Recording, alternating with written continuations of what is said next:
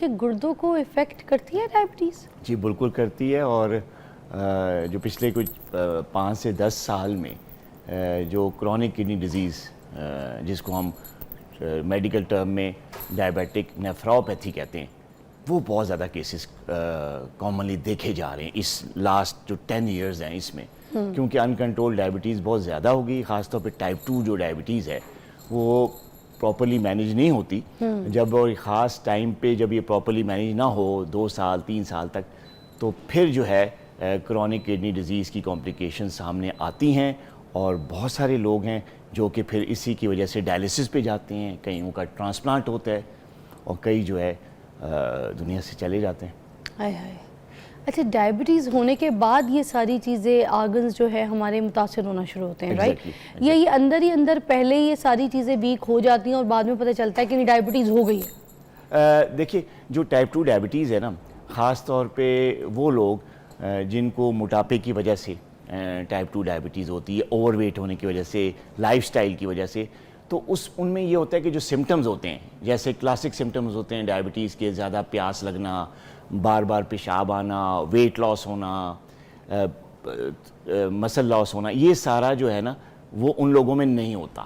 جو ارلی اور بڑے کلاسیکل سمٹمز ہوتے ہیں، علامات ہوتی ہیں، وہ لوگوں میں ہوتی ہی نہیں، تو وہ اپنے آپ کو بڑا ہیلدی سمجھتے ہیں کہ جی میرا شوگر ہے، کوئی بات نہیں ہے، میں تو ٹھیک ہوں، مجھے کچھ بھی نہیں ہے، نہ مجھے پیشاب آ رہا ہے، نہ مجھے پیاس لگ رہی ہے، نہ میرا ویٹ لاس ہو رہا ہے، نہ کمزوری ہو رہی ہے، تو میں بالکل ٹھیک ہوں. اب وہ کیا کرتے ہیں کہ اس غلط فہمی کے شکار ہوتے ہوئے وہ اپنی اسکریننگ نہیں کرتے، ٹیسٹ نہیں کراتے، لیولز نہیں چیک کرتے، ڈاکٹر سے نہیں ملتے، ان کے پاس جاتے نہیں ہیں، بس ایک دوائی کھا رہے ہیں یا نہیں کھا رہے، جو بھی ہے وہ ایک چلتا رہتا ہے. تو جیسے جیسے ٹائم گزر جاتا ہے تو یہ، کیونکہ ڈائبٹیز تو ان کنٹرول چل رہی ہے، شوگر لیول ہائی ہے، تو وہ کیا کرتی ہے، وہ آپ کی جو اسمال بلڈ ویسلز ہیں جو کہ کڈنیز میں ہوتی ہیں، گلومیرولائی جس کو کہتے ہیں، گلومیرولائی، وہ افیکٹ ہونا شروع ہو جاتی ہیں. جب وہ افیکٹ ہوتی ہیں ہائر شوگر لیول سے، ہائپر گلائسیمیا سے، تو پھر جو ہے وہ کڈنیز آہستہ آہستہ خراب ہونا شروع ہو جاتی ہے. اسٹارٹ میں پروٹین یوریا ہوتا ہے. پروٹین یوریا کا مطلب یہ ہوتا ہے کہ جو کڈنی کا جو فلٹر ہے اس میں سے جو چیزیں نہیں باہر جانی چاہیے یورین میں، وہ بھی جاری ہوتی ہیں، جیسے پروٹینز ہیں.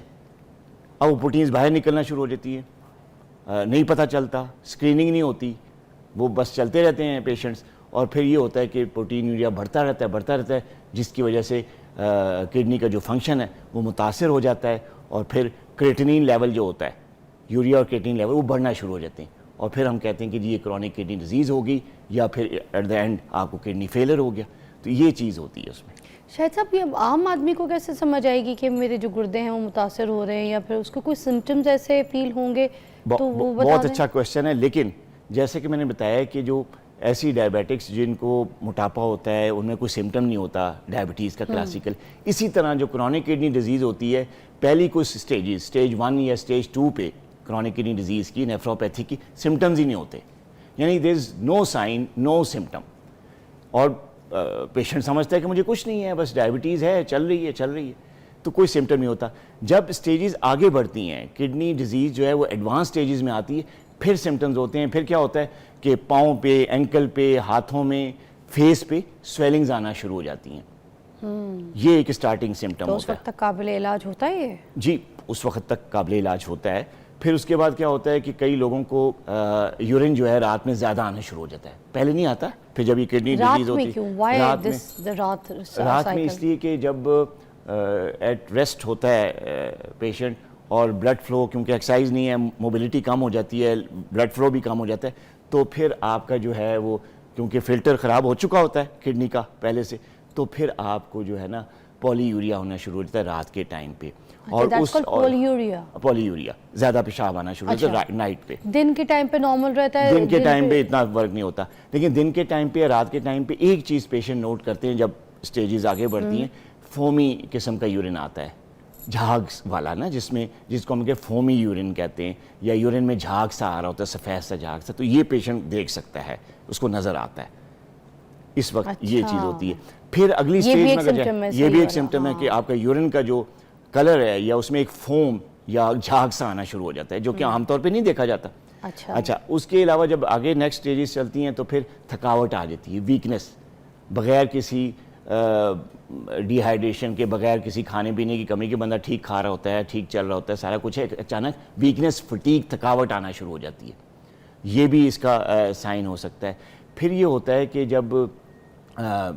چیزیں آگے جاتی ہیں تو پھر زیادہ سویلنگ جو ہے وہ زیادہ ہو جاتی ہے, بلڈ پریشر بہت زیادہ ایلیویٹ ہونا شروع ہو جاتا ہے فائنل سٹیجز میں یا ایڈوانس سٹیجز میں, اور وہ کسی دوائی سے کنٹرول ہی نہیں ہوتا. جب بلڈ پریشر گردے کی خرابی کی وجہ سے ہائی ہونا شروع ہو جاتا ہے تو پھر عام جو دوائیاں ہوتی ہیں بلڈ پریشر کی اس سے پھر آرام نہیں آتا. اچھا, تو یہ بھی ایک سائن ہوتا ہے کہ یار اب یہ جو ان کنٹرول بلڈ پریشر چل رہا ہے عام دوائیوں سے, جو ان کنٹرول ہے, نہیں کنٹرول ہو رہا, ہائی اسپائکس جا رہی ہیں, سسٹولک بھی ہائی جا رہا ہے, ڈائسٹولک بھی ہائی جا رہا ہے, تو پھر یہ بھی ایک سائن ہوتا ہے کہ کڈنیز جو ہیں وہ متاثر ہونا شروع ہو گئی ہیں. Welcome back. ڈاکٹر شاہد ہمارے ساتھ موجود ہیں. ہم ڈائبیٹک جو پیشنٹس ہیں ان کے لیے یہ سیگمنٹ کر رہے ہیں, خاص طور پہ آپ پلیز دیکھیے ضرور, جو نہیں بھی ہیں میں کہتی ہوں ان کو بھی دیکھنا چاہیے, ٹھیک ہے.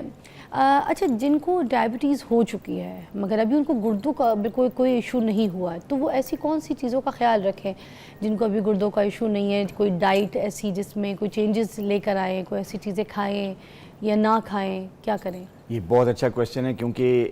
جس چیز کا میں ذکر کر رہا تھا ابھی, جو ڈائبٹیز میں ڈائبیٹک نیفروپیتھی ہوتی ہے جس کو ہم کرونک کڈنی ڈیزیز ہوتی ہے, یہ ہائیلی پریونٹیبل ہے, اس سے بچا جا سکتا ہے بڑی آسانی سے. سب سے پہلی جو احتیاط کرنی ہوتی ہے ڈائبیٹک پیشنٹ کو کہ جو آپ کا HbA1c لیول ہے اس کو 7% سے کم رکھنا ہوتا ہے, یعنی شوگر لیول کنٹرول میں رکھنا ہوتا ہے, چاہے وہ فاسٹنگ ہو چاہے وہ رینڈم ہو. یعنی کیا HbA1c کا لیول ہونا چاہیے اگر آپ کڈنی سے بچنا چاہتے ہیں؟ لیس دین 7%. ایک بات. دوسری کہ بلڈ پریشر پہ ہمیشہ نظر رکھنی چاہیے, چاہے وہ آپ کے معالج نے اگر کوئی دوائی دی ہوئی ہے تو بلڈ پریشر کی دوائی لازمی لینی ہے, ریگولر لینی ہے, ڈیلی بیسس پہ. پیشنٹس کیا کرتے ہیں کہ ڈائبٹیز کی دوائی تو لے رہے ہوتے ہیں, لیکن اگر ان کو کبھی ہائپر ٹینشن ڈائگنوز ہو گئی ہے, بلڈ پریشر ہائی آپ کو ڈائگنوز ہو چکا ہے, اس کی دوائی 2-4 مہینے لی یا 1 ماہ لی, شوگر مطلب بلڈ پریشر کنٹرول میں ہوا, دوائی چھوڑ دی کہ جی ہمارا تو کنٹرول میں, ہمیں تو سر میں درد نہیں ہو رہا. جب کبھی ایکسیڈنٹلی کبھی اتفاق سے چیک کروا لیا کسی ڈاکٹر کے پاس جا کے کہیں پہ, تو پتہ چلا ہائر چل رہا ہے. تو یہ چیز نہیں ہونی چاہیے. بلڈ پریشر جو ہے وہ ریڈنگ ہمیشہ 130/80 سے لیس دین ہونی چاہیے. HbA1c لیس دین 7, ٹھیک ہے. بلڈ پریشر کی ریڈنگ 130/80 سے لیس. سالٹ انٹیک بہت کم, اچاری اور اس طرح جو سالٹش ڈشز ہوتی ہیں ان سے اوائڈ کریں, اس سے. نمک کم, بس جو سالن میں ہے بس وہی نمک, اوپر چھڑک کے جو نمک کھاتے ہیں لوگ, سیلیڈ پہ ڈال لیا, فروٹس پہ ڈال لیا, ٹیسٹ نہیں آ رہا تو اوپر نمک آٹے میں ڈالتے ہیں, یہ چیز نہ کریں. سالٹ کا انٹیک بالکل کم رکھیں, اتنا رکھیں جتنا آپ کے سالن میں ٹیسٹ کے لیے ضروری ہے. ایک بات. اور غیر ضروری جو پین کلرز ہوتے ہیں, خاص طور پہ NSAIDs جن کو کہتے ہیں, جیسے ڈیکلورین, بروفین, اس ٹائپ کی جو میڈیکیشن ہے درد کے لیے جو دوائی, ان کا غیر ضروری استعمال بالکل بند کریں. اچھا, ٹھیک ہے. بلڈ پریشر کم کریں, شوگر لیول کنٹرول میں رکھیں, غیر ضروری پین کلرز نہ لیں, نمک کا استعمال کم رکھیں, اور بجائے شوگری ڈرنکس کے, یہ جو کولڈ ڈرنکس ہیں ان کی بجائے سمپل پانی لیں, گرین ٹی لیں, اور اپنی ایکسرسائز کی جو روٹین ہے, جو میں اکثر کہتا رہتا ہوں آپ کے پروگرامز میں بھی آ کے, کہ شوگر لیول کو فزیکلی ایکٹیویٹی سے اپنے آپ کو ایکٹیو رکھ کے, ایکسرسائز سے, واک سے اپنا شوگر کنٹرول کریں, وہ آپ ضرور رکھیں. اچھا, موسٹ لوگ یہ بھی کہتے ہیں کہ جو ڈائبٹک کی جو گولیاں ہوتی ہیں جو ڈاکٹرز ریکمینڈ کرتے ہیں, یہ جو ٹیبلٹ ہے یہ بھی گردوں کے اوپر بہت بری طریقے سے افیکٹ ڈالتی ہے, جو جوڑ ہیں, جو ہڈیاں ہیں, ان کو بھی بہت زیادہ ویک کر دیتی ہے. Is that true? نہیں, یہ بالکل میتھ ہے, یہ غلط انفارمیشن ہے, ڈس انفارمیشن ہے کہ جی جو ڈائبٹیز کی میڈیکیشنز ہیں جو شوگر کنٹرول کرنے کے لیے ہم ادویات استعمال کرتے ہیں پیشنٹ پہ, ان کا کوئی سائیڈ ایفیکٹ ایسا نہیں ہوتا کہ وہ گردے خراب کر دیں یا کرونک کڈنی ڈیزیز کر دیں. بیسیکلی گردے جو خراب کر رہی ہوتی ہے وہ شوگر لیولز ہیں, آپ کے ہائی شوگر لیولز, یعنی آپ کی جو ان کنٹرول ڈائبٹیز ہے وہ کڈنیز کو خراب کرتی ہے. جو دوائیاں ہیں یا جو ٹریٹمنٹ ہے ڈائبٹیز کی وہ جو ہے کڈنیز خراب نہیں کرتی. پھر یہ جو ہڈیوں کا کمزور کرنے والی, دیکھیں یہ جو ہڈیاں کمزور کرنے والی, ہاں دیکھیں, اگر آپ کی ڈائبٹیز کنٹرول نہیں ہے, اور اگر آپ کا بلڈ پریشر کنٹرول نہیں ہے, اور آپ کا وائٹامن ڈی لیول آپ نے کبھی چیک ہی نہیں کرایا, آپ کو اس قسم کی ڈیفیشنسیز چل رہی ہیں, ہیموگلوبن بھی کم ہے, وائٹامن ڈی بھی کم ہے, شوگر بھی انکنٹرولڈ ہے, بلڈ پریشر بھی ہائی ہے, تو یہ ایک کرونک پروسیسز ہوتے ہیں جس کی وجہ سے انفلیمیشن باڈی میں جنریٹ کرتی ہے. وہ جو انفلیمیشن ہوتی ہے اس سے آپ کے جوڑ متاثر ہوتی ہیں, ہڈیاں ویک ہوتی ہیں, ڈفرینٹ قسم کے پینز نکلتے ہیں, اس میں نیوروپیتھک پینز بھی ہوتے ہیں. ایک دفعہ لاسٹ پروگرام میں بات بھی کی تھی کہ ڈائبٹیز جب انکنٹرول ہوتی ہے تو نروز ڈیمیج ہونا شروع ہوتی ہے, اس کی وجہ سے نیوروپیتھک پینز ہوتے ہیں. تو یہ ہڈیوں کا درد, ٹانگوں کا درد, پاؤں کا درد جو ہے, یہ آپ کی انکنٹرول ڈائبٹیز اور وائٹامن ڈی کی ڈیفیشنسیز کی وجہ سے ہوتا ہے. تو اگر آپ اپنی ڈائٹ کا خیال رکھیں، جو وائٹامن ڈی جو ہے وہ اس کو کنٹینیوسلی آپ ڈاکٹر کے مشورے سے اس کے سپلیمنٹس لینا شروع کریں، بلڈ پریشر کنٹرول میں رکھیں، شوگر کنٹرول میں رکھیں، اور اپنے آپ کو فزیکلی ایکٹیو رکھیں اور بیلنس ڈائٹ استعمال کریں۔ اچھا، گوشت کا استعمال کے لیے بھی بتا دیجیے گا کہ اگر جو کوئی شوگر کا پیشنٹ ہے تو گوشت، بیف، اس طریقے کی کون سی چیزیں جو ہیں وہ استعمال کس مقدار تک کر سکتا ہے یا نہیں؟ دیکھیے اگر جو ڈائبیٹک پیشنٹ ہے اور اس کو کڈنیز کا پرابلم نہیں ہے، ہارٹ کا پرابلم نہیں ہے، کولیسٹرول کا پرابلم نہیں ہے، تو وہ گوشت کھا سکتا ہے، ٹھیک ہے، اعتدال پسندی کے ساتھ۔ لیکن یہ جو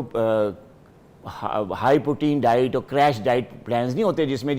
آپ کارب چھڑوا دیتے ہیں، سب کچھ چھڑا کے صرف اور صرف آپ کو پروٹین پہ لے آتے ہیں، یہ چیز کڈنی پیشنٹس کے لیے ٹھیک نہیں ہوتی، اور خاص طور پہ ڈائبیٹک پیشنٹس کے لیے بھی ٹھیک نہیں ہوتی، کیونکہ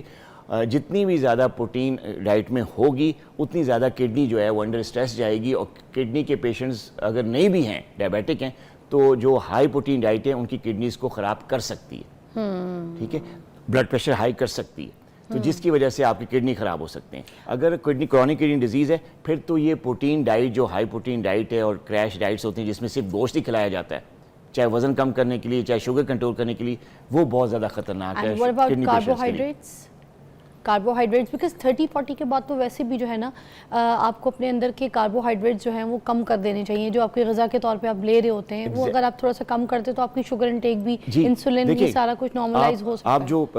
جو پروسیس کاربس ہیں نا، جیسے بیکری کا سامان ہے، فائن آٹا ہے، ڈبل روٹیز ہیں، مٹھائیاں ہیں، یہ شوگری ڈرنکس ہیں، ان سے آپ نے بچنا ہوتا ہے۔ جو کمپلیکس کاربز ہوتے ہیں، ان میں کون کون سے ہوتے ہیں؟ کنوا ہے، ٹھیک ہے جی،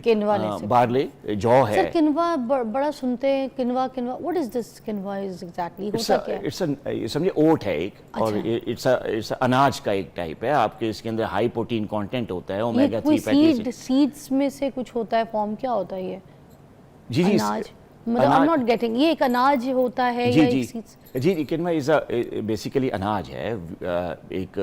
سمجھے آپ کو کمپلیکس کاربس دیتا ہے، اور اس میں ہائی پروٹین لیولز ہوتے ہیں، اس میں بھی ہیلدی پروٹینز ہوتی ہیں، امائنو ایسڈز ہوتا ہے اس میں، لیکن اس میں مطلب آپ